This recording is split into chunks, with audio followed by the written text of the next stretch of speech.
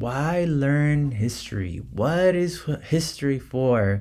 What can you even do with history, right? That's something I always get asked. So, hi everyone. My name is Dr. Agustin Palacios, and I teach history. I'm an ethnic studies professor. And so, again, this is a common question. So, I wanted to just kind of give an answer that hopefully works for people.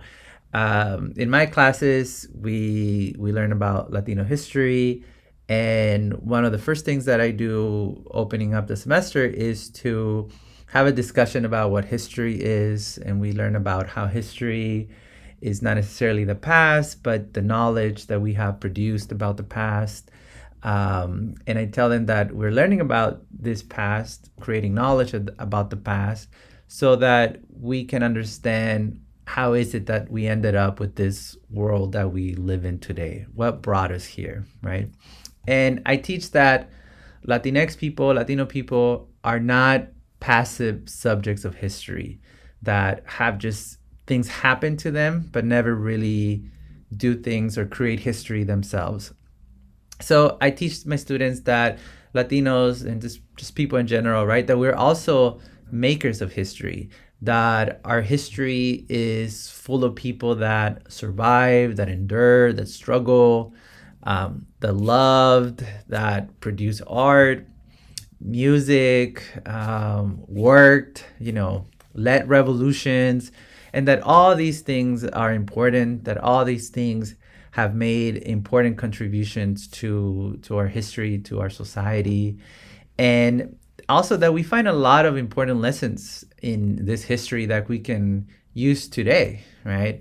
And one of those lessons is that we cannot be afraid to speak up or be afraid of engaging in struggle or fighting for social justice because we are afraid of failure, right? Or because we think that our voice won't matter, nobody will listen, right? Because in reality, even when movements don't achieve all their goals, so we look at like the Chicano movement, for example, or the Puerto Rican movement in the 60s, in the 70s, and something that we learn in my classes is that even though these movements did not achieve all that they fought for, right, they were not total failures either, that there were a lot of gains, right? And even in those losses that we had, they were never total losses because they are full of lessons. Think about them as experiments and that we can learn from right today.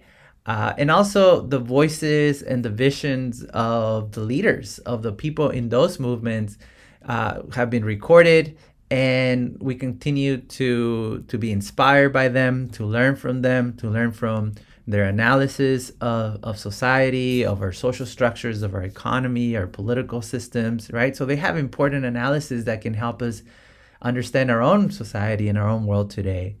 And so historical change happens because of all those collective battles, right? All those victories and losses, all of them were important, and all of them were pushed us forward, right? Made progress in the fight for a better world.